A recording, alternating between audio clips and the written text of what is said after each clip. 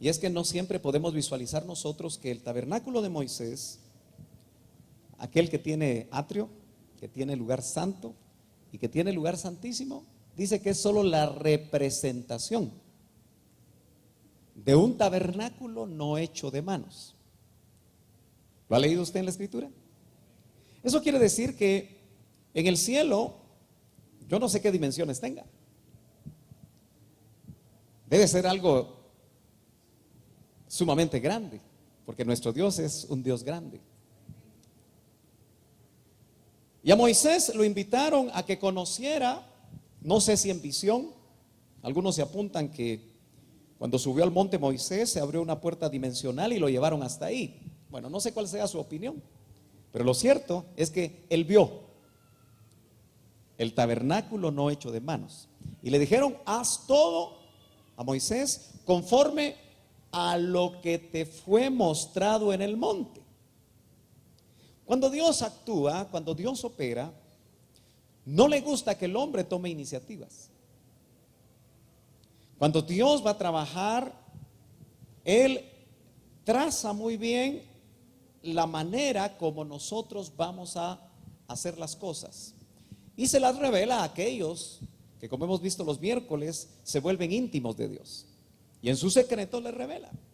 Así que Moisés tuvo esa experiencia y pudo conocer ese tabernáculo que ahora el autor a los Hebreos nos dice que no fue hecho con manos, es decir, no fue hecho humanamente hablando, sino que dice claramente, es decir, no de esta creación.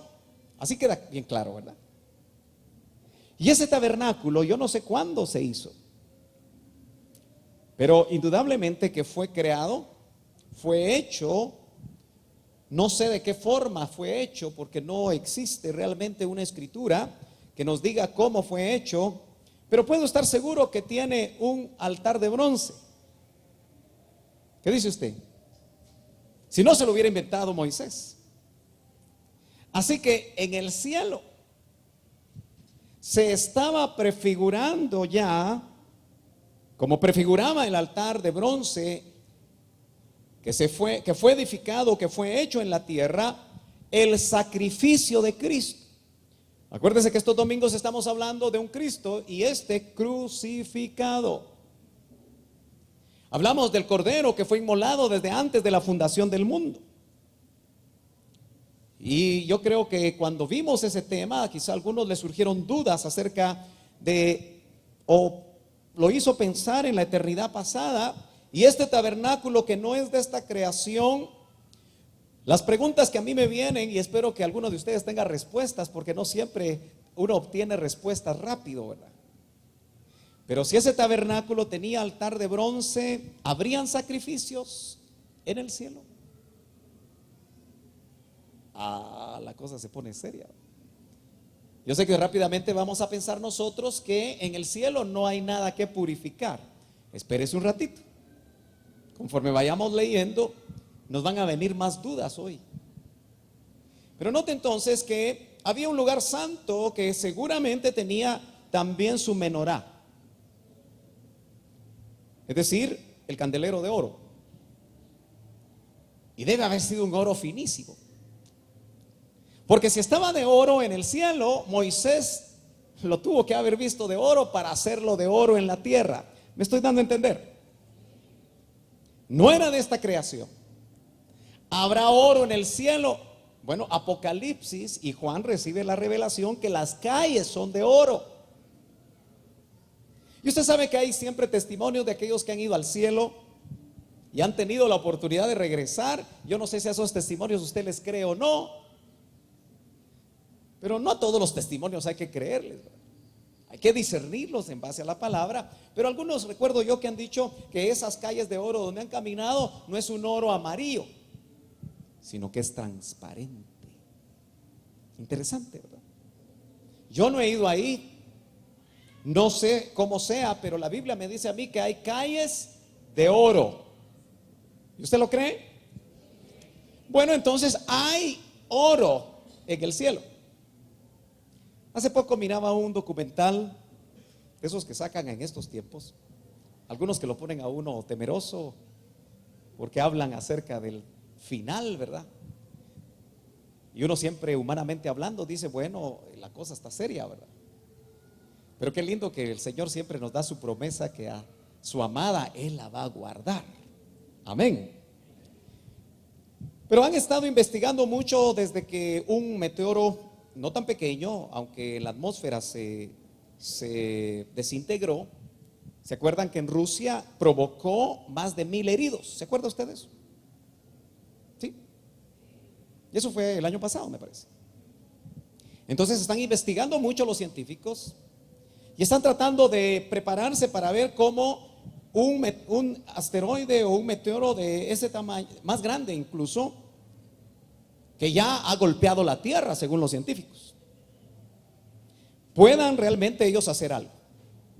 Pero una de las cosas que me llamó la atención, porque unos en la pena y otros en la pepena, ¿verdad?, es que ya están investigando qué materiales componen los asteroides, algunos de 12 kilómetros de diámetro. Y ya les aseguro que ya van a haber científicos que van a decir, ese asteroide es X no sé qué, es mío, va a decir, yo lo compré, aquí tengo las escrituras y todos los materiales del que está compuesto ese asteroide es mío. Porque ya están pensando en permitir que una nave no tripulada entre a uno de esos asteroides para investigar de qué está hecho. Imagínense que tenga metales que no conocemos aquí y que sea carísimo esos metales. Le aseguro que el hombre pues ya está pensando en función del dinero. Pero en el cielo seguramente hay oro. Si en la tierra hay oro, ¿cómo no va a haber oro en el cielo? Y dice la Biblia que el Señor es dueño de la plata y el oro. Amén. Entonces yo no sé si usted pudiera visualizar cómo será ese tabernáculo no de esta creación, pero se hizo con un propósito maravilloso, y lo dice el verso 12.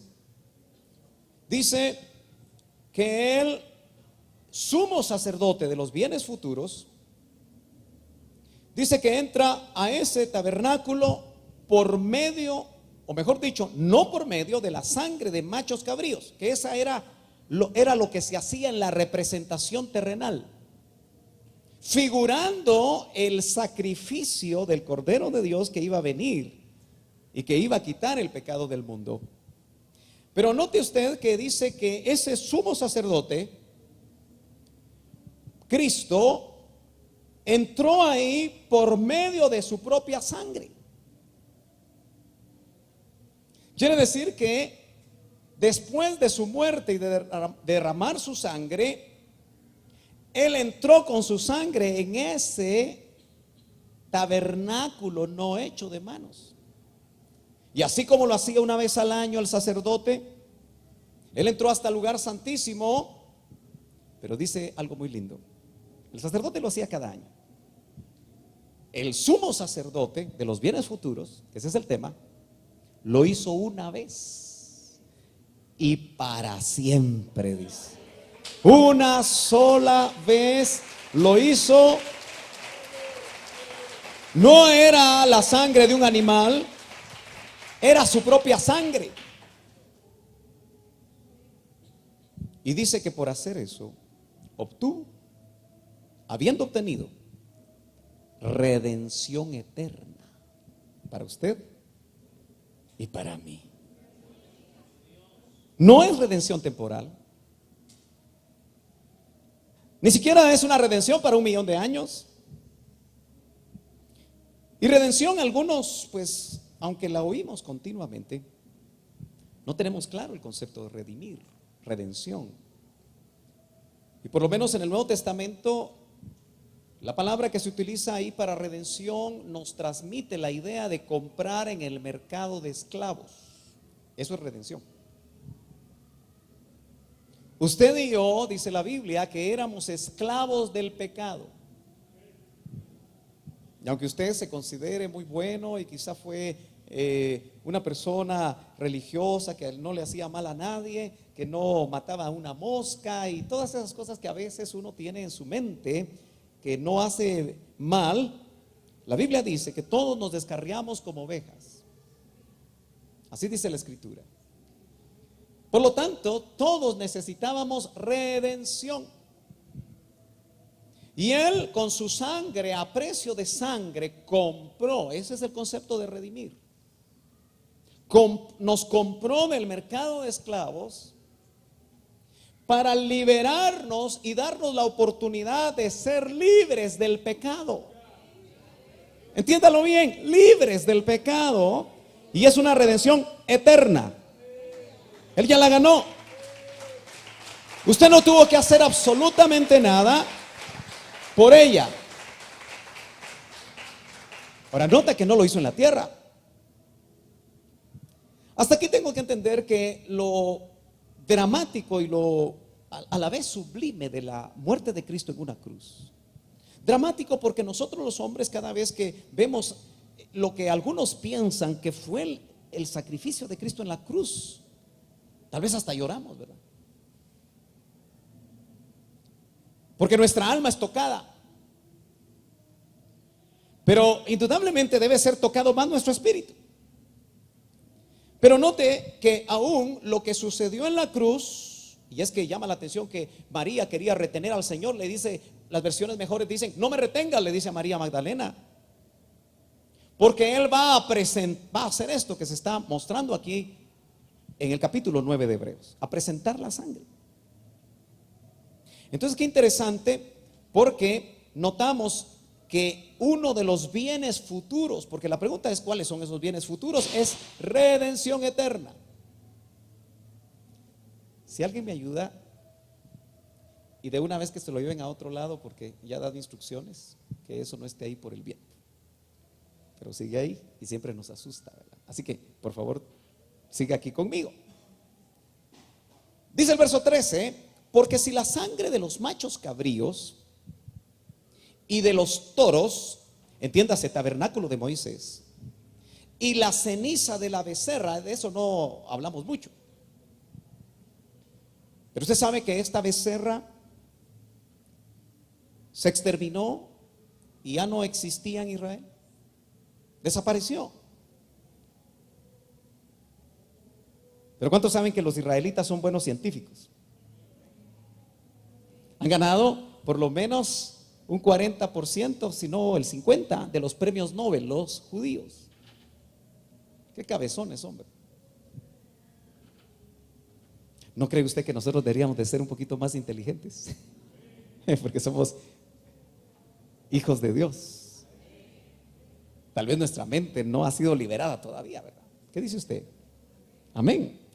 Porque si los judíos que no le buscan y no le creen, uno puede ver todo lo que ellos hacen, ¿cómo no podríamos ver nosotros el potencial que tenemos si es que realmente nos dejamos usar por el Señor y permitimos que esa eterna redención se empiece a hacer realidad desde aquí? Ellos clonaron esta vaca, no sé cómo hicieron, pero la clonaron, la vaca alazana, y ya la tienen. Porque ellos están esperando, acuérdese, la construcción del tercer templo. Una de las cosas que los judíos hacen es que están basándose todo en la tierra. Su esperanza está en lo que ellos pueden hacer. La esperanza nuestra está en el sumo sacerdote de los bienes futuros. Mientras ellos miran para la tierra, nosotros miramos para arriba, donde hay un tabernáculo no de esta creación. ¿Me está siguiendo? Ahora dice que esas tres cosas, la sangre de los machos cabríos y de los toros y la ceniza de la becerra rociada, que uno puede leerlo en el Antiguo Testamento, dice, cuando es rociada sobre los que se han contaminado, eso es la ley, pero era un recurso que Dios había establecido. Lo que provocaban era santifícanse para la purificación de la carne, o sea que esto santificaba la carne, cuando los pecados eran pasados por alto, cuando los pecados solamente eran cubiertos. Pero ahora los pecados ya no son cubiertos, ahora nuestros pecados son borrados, son echados a lo profundo de la mar, y Dios ya no se va a acordar de ellos. Si Dios ya no se acuerda de ellos, ¿por qué usted se sigue acordando de ellos? Si algo limita al cristiano es que sigue pensando en lo que hizo hace 30 años. Ya te perdonaron. Si ya te arrepentiste, ya te perdonaron. Déjalo, suéltalo, porque el Señor ya lo soltó. Ahora note el contraste que hace el autor a los hebreos al decir: cuánto más la sangre de Cristo, el cual por el Espíritu eterno. Esto es algo que yo no entiendo completamente. Le pido revelación al Señor, porque dice que fue por el Espíritu eterno. Tal vez algo nos habla primera de Timoteo capítulo 3 verso 16, cuando dice que todo lo que Cristo hizo en la tierra lo hizo precisamente vindicado o justificado o guiado, si usted quiere, por el Espíritu, en lo que se conoce como el misterio de la piedad. Pero dice: la sangre de Cristo, el cual por el Espíritu eterno se ofreció a sí mismo. Eso es un misterio, porque ya se da cuenta que es Dios ofreciéndose a Dios. Ey, ¿está aquí?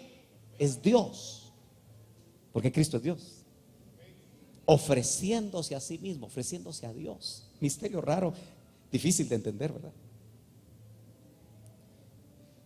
Sin mancha, porque era un cordero sin mancha.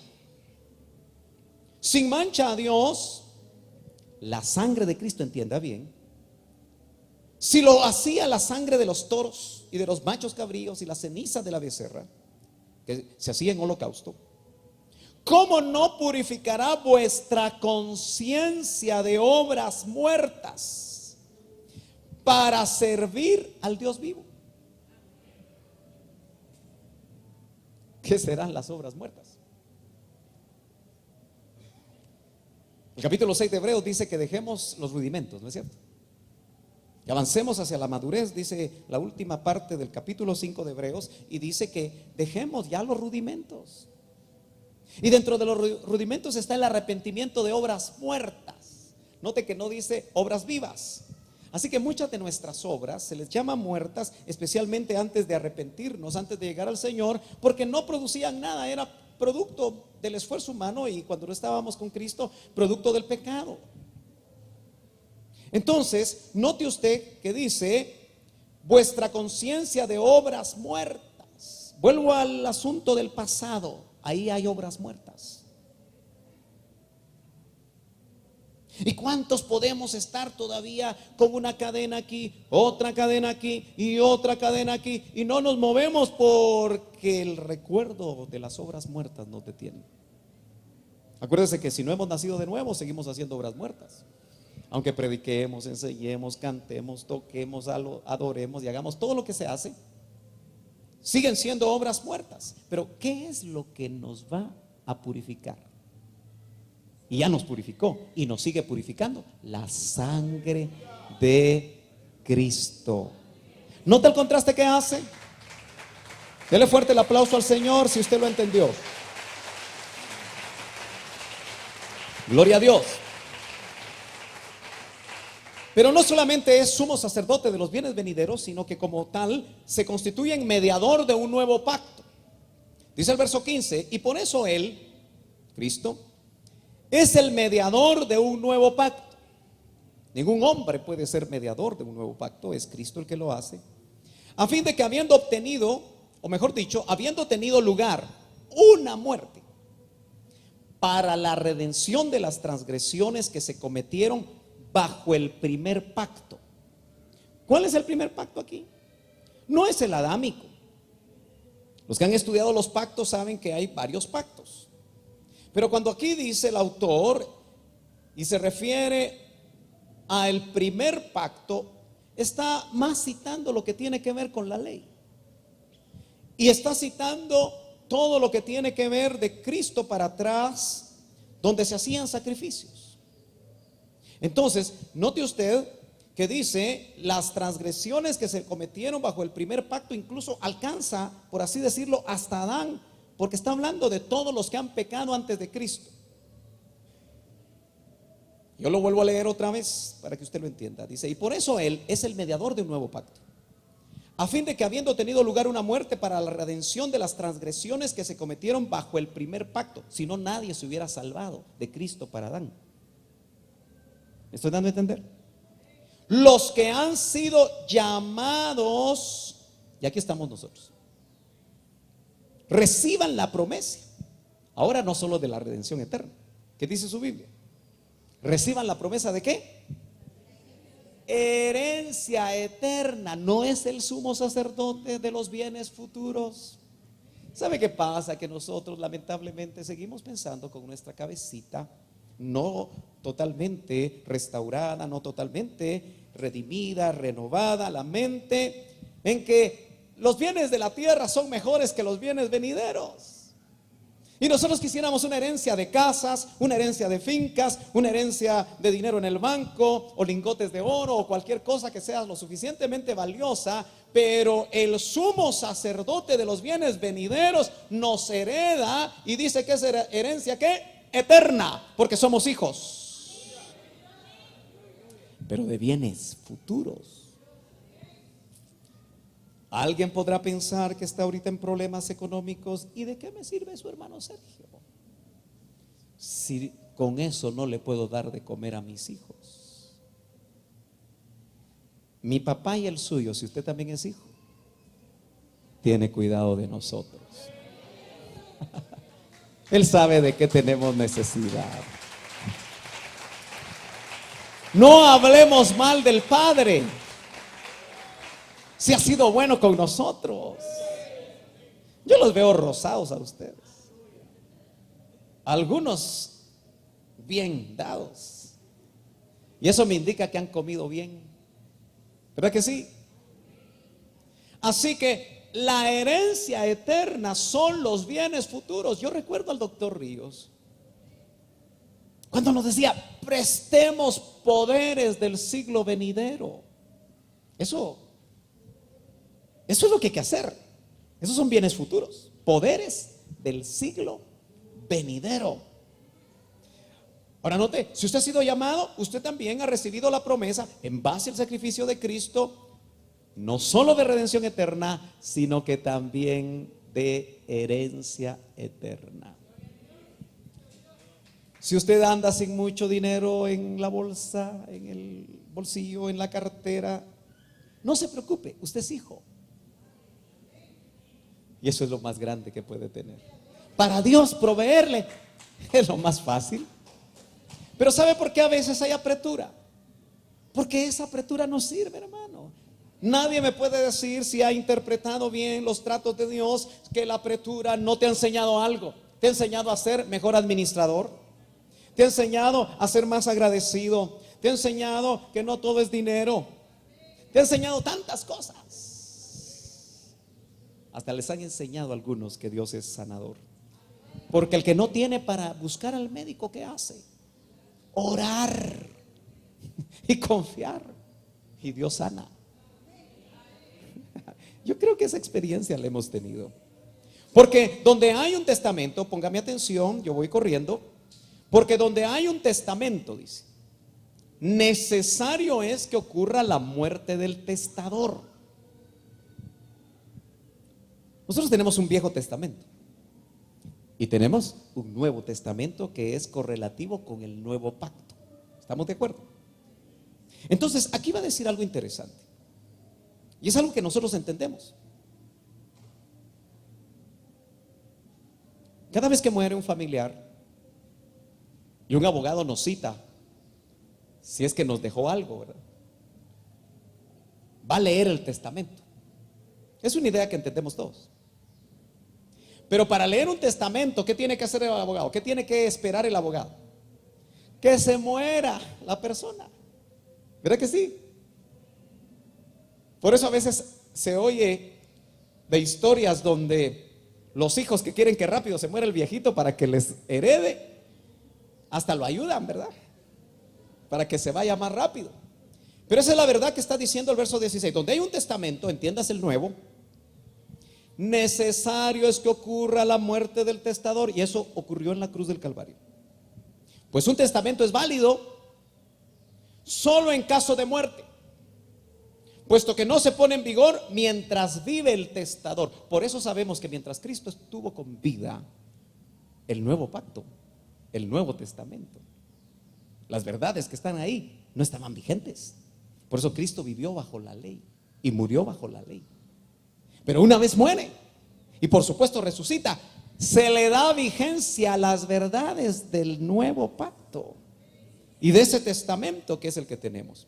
Por tanto, ni aún el primer pacto, dice, se inauguró sin sangre. Y nos va a explicar cómo fue que no se inauguró sin sangre. Porque cuando Moisés terminó de promulgar todos los mandamientos a todo el pueblo conforme a la ley, tomó la sangre de los becerros y de los machos cabríos con agua, lana escarlata y hisopo y roció el libro mismo. Y roció a todo el pueblo. ¿Con qué? Con sangre. Si yo hiciera tinta roja y viniera con un hisopo y empezara a hacer así, muchos se saldrían corriendo, vería este loco. Pero cuando usted era religioso y le hacían así, no con sangre, ¿verdad que no salía corriendo? ¿Me está entendiendo? Porque a veces las religiones agarran ciertas verdades, ¿verdad? Y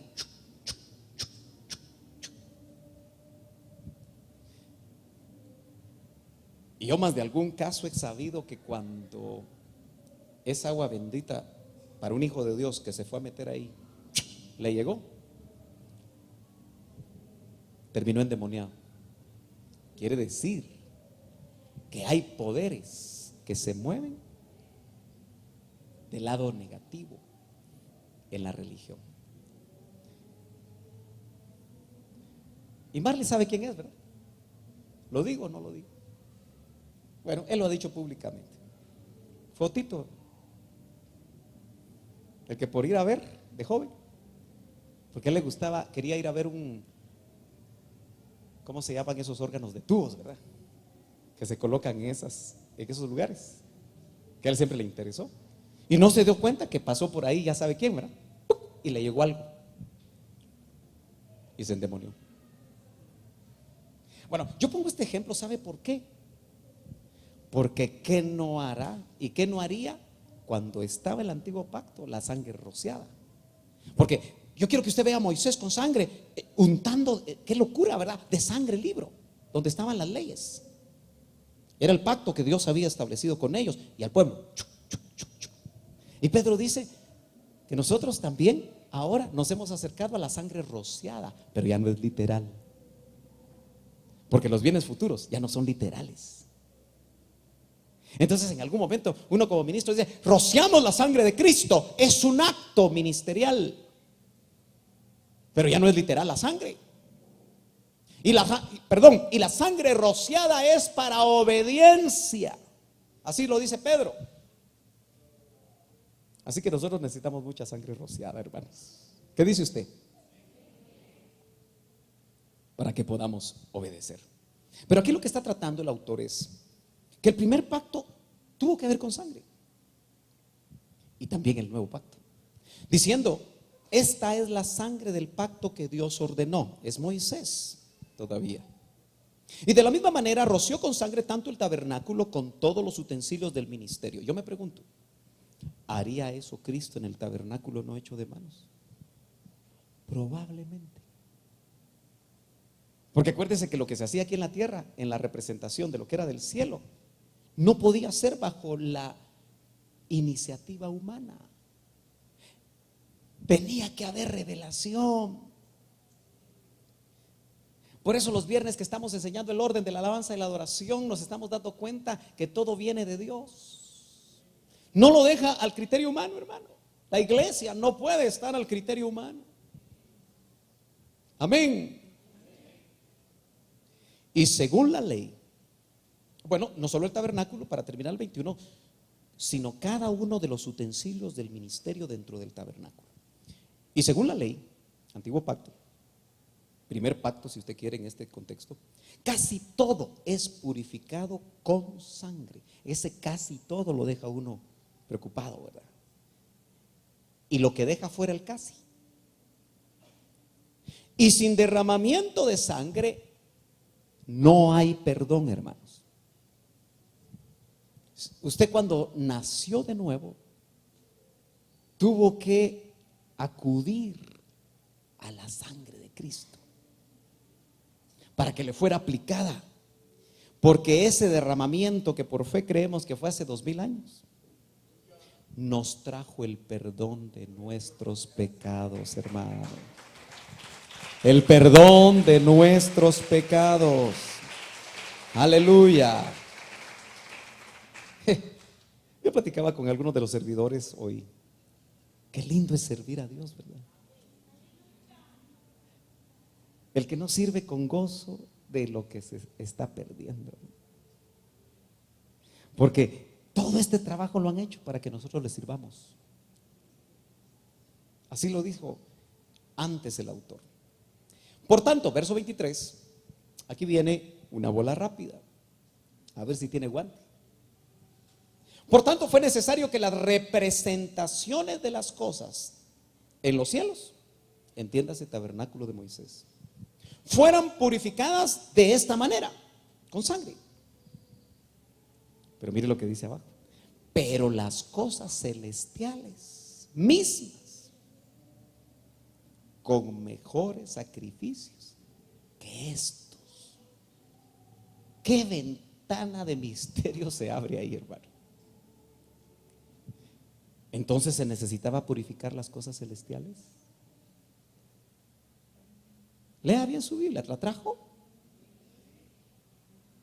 Fue necesario que las representaciones de las cosas en los cielos fueran purificadas. Cuando dice de esta manera, está hablando al contexto, que es con sangre, porque está hablando de la sangre. ¿Estamos de acuerdo, hermanos? Yo quiero ir despacito aquí. Pero las cosas celestiales mismas. Y eso nos lleva a los dramas eternos. Los dramas en la pasada eternidad. Yo creo que usted, al conocer la doctrina que trasladó el doctor Ríos, tendrá la idea, quizás somera en algunos y otra muy amplia, que en el cielo hubo dramas, hubo guerras. ¿Se acuerda cuando el virrey de la tierra quería darle golpe de estado al padre? ¿O no se acuerda de eso? Subiré, dice, en el monte de Dios, en el Edén de Dios, estaba Luzbel, y seré semejante al Altísimo. ¿No le parece eso una tentativa de golpe de estado? ¡Ey! ¿Está aquí? ¿Y Luzbel era un ser celeste? Sí, solo que no se ve que a él lo rediman, ¿verdad? Y se llevó la tercera parte de los ángeles. Ahora, esos dramas son los más conocidos porque Ezequiel 28, Isaías 14 nos habla de ellos, aunque no todos lo logran ver. Pero hubieron otros dramas más grandes,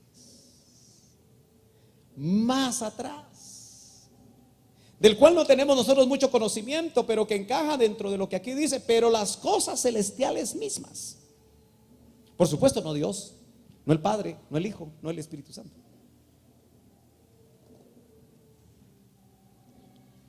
¿Fueron purificadas esas cosas celestiales mismas? Con mejores sacrificios que estos. Hermano Sergio, ¿cuáles sacrificios? De una vez le digo, no sé. Oremos para ver que el Señor nos revela. Amén. Fíjese que si usted se me está durmiendo a la hora de la palabra, ¿cómo será la hora de la oración? Ojalá que no llegue ronquidos yo. Yo digo que vamos a orar de pie. Mucho calor, ¿verdad? Pero voy terminando. Cristo entró en el cielo mismo. ¿Por qué Cristo no entró en un lugar santo hecho por manos? Vuelve con la idea. Una representación del verdadero, sino en el cielo mismo, para presentarse ahora en la presencia de Dios por usted y por mí, por nosotros. Él se presentó con su sangre, con la sangre del Cordero Jesús, el sumo sacerdote Cristo. Y no para ofrecerse a sí mismo muchas veces, como el sumo sacerdote entra al lugar santísimo cada año con sangre ajena. De otra manera le hubiera sido necesario sufrir muchas veces desde la fundación del mundo. Ojo, ¿por qué desde la fundación del mundo? Es que los dramas, desde que fue fundada la tierra, nosotros no los conocemos, hermano. Solo atisbamos 3 diluvios. El de Noé es el tercero. Pero hay un segundo y hay un primero.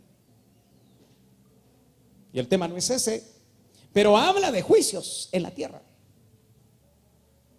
Entonces dice, de otra manera le hubiera sido necesario sufrir muchas veces desde la fundación del mundo, pero ahora dice, una sola vez en la consumación de los siglos. ¿Sabe usted que Cristo vino a morir en la consumación de los siglos?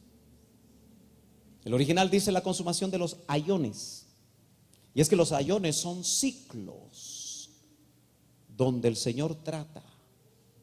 Y son muchos aiones, muchos aiones, muchos aiones. Pero Él vino en la consumación del aión que estamos viviendo. Siglos. Este no es de 100 años. Porque el presente siglo malo del cual habla Pablo lleva 2000 años. El siglo presente lleva 2000 años. Es un siglo de 2000 años y no sé cuánto tiempo más va a durar. Son ciclos. Pero en la consumación de los siglos se ha manifestado, ¿con qué objeto? Para destruir el pecado por el sacrificio de sí mismo. ¿Cree usted que nosotros deberíamos de andar pecando? Según esto no, ¿verdad? Pero todavía estamos en el proceso de entregar áreas y por eso el pecado nos alcanza. Pero estas verdades maravillosas es que Él hizo todo lo que ha hecho, sacrificarse a sí mismo con el objeto de destruir el pecado. Entonces sus hijos, cada día lo que tenemos que luchar con la guianza, con el cuidado del Espíritu y entregándonos al Espíritu, es no pecar. Y si pecamos, inmediatamente ir al que es abogado y que nuevamente su sangre preciosa nos limpia de todo pecado. ¿Ya se dio cuenta que esa sangre debe estar intacta en el tabernáculo no hecho de manos? Porque ahí las cosas son distintas. Y miren lo que me está mostrando el Señor ahorita. ¿Se acuerda que se engusanaba el maná? ¿Se acuerda usted que cuando agarraban para el otro día, porque era una lección de fe, agarra lo que necesitas para hoy, y el otro día agarra lo de ese día? Y algunos decían, no, yo voy a agarrar porque no me va a alcanzar. El esposo era gordito, usted cómo comía. Y cuando agarraban de más, ¿qué sucedía con lo que sobraba? Se engusanaba. Pero hubo una porción de maná que la metieron en el arca. Y el arca es un anticipo de otra atmósfera, porque nunca se engusanó. ¿Qué significa eso? Que allá en ese ámbito, esa sangre nunca se secó y está vigente. Y en base a esa sangre es que nosotros podemos ir ante el abogado para que nuestro pecado sea limpiado cada vez que nosotros nos arrepentimos. Aleluya.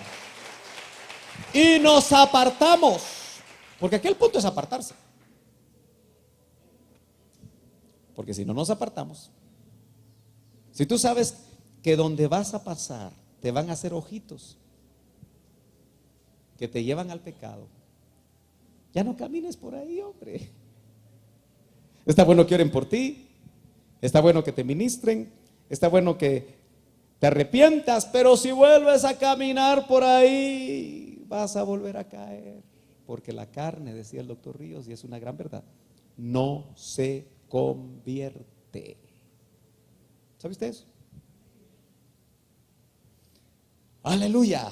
Ya vamos a terminar. Estamos bien. En mi reloj faltan 15 minutos, aleluya. Hebreos 9:27 dice: y así como está decretado que los hombres mueran una sola vez, y después de esto el juicio, así también Cristo, dice, habiendo sido ofrecido una sola vez, para llevar los pecados de muchos. Jorge, ahí están tus pecados. Maco, ahí están tus pecados. Ahí están los míos y ahí están los suyos. Los pecados de muchos. Yo siempre he creído esto, hermano, para poder entender lo que la Biblia traslada. Que cuando Cristo estaba en la cruz y cargó el pecado de la humanidad, iban mis pecados pasados, presentes y futuros, aún los que no he cometido. Porque con uno solo que él se le hubiera escapado, ay, se me cayó uno. Si era mío, ishkamik, porque la paga del pecado es muerte y tendría que ir a la muerte segunda. Solo él podía agarrar todos sus pecados. Y el que entiende mal esto dice: permiso para pecar. Momento. Si porque él ya lo hizo, con ese concepto tú pecas, lee Hebreos 6 y lee Hebreos 10, porque puedes caer en una apostasía. Por eso el resultado normal de un cristiano normal que entiende estas verdades es la consagración.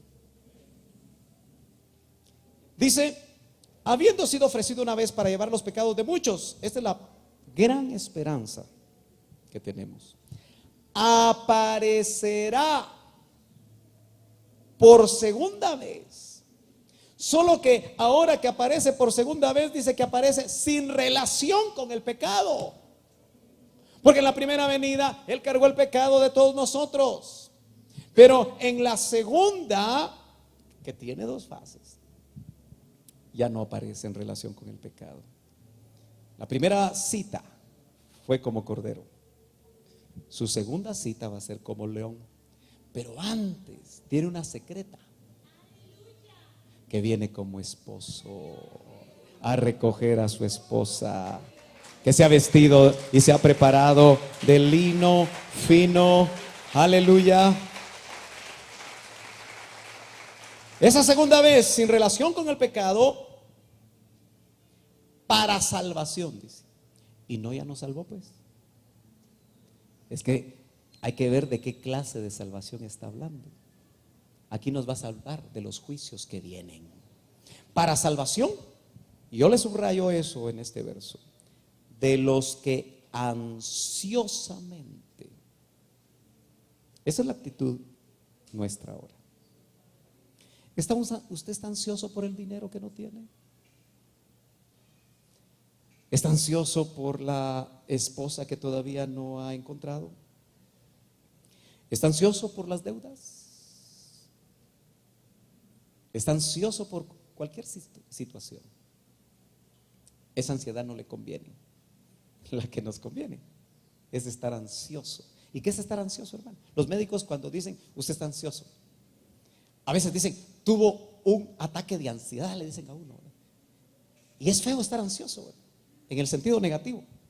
Pero aquí, cuando dice los que ansiosamente le esperan. Cuando usted tiene un familiar que por 20 años no viene del extranjero y le dice que viene en tal fecha, ¿no estás ansioso en el aeropuerto esperando? ¿Verdad que no se queda quieto? Se mueve para acá, mira el reloj. Eso es ansiedad, ¿verdad? Inquietud. ¿Qué pasa? Y de repente en una de las conexiones se atrasó el vuelo, pero no es posible, y va a de preguntar. Eso es ansiedad, ¿verdad? ¿Estamos de acuerdo? Así lo está haciendo usted para esperar al Señor. Continuamente preguntándole al Señor en oración. Continuamente preguntándole a los ministros, leyendo su palabra, orando, buscando del Señor. ¿Está haciendo usted eso? ¿Se está moviendo en esa forma? Porque solo los que lo hagan así, y yo terminé ya, van a obtener esa salvación. de los juicios que se avecinan, porque le estamos esperando. Tito dice, para terminar, solo lo cito de memoria, que esa es una esperanza bienaventurada.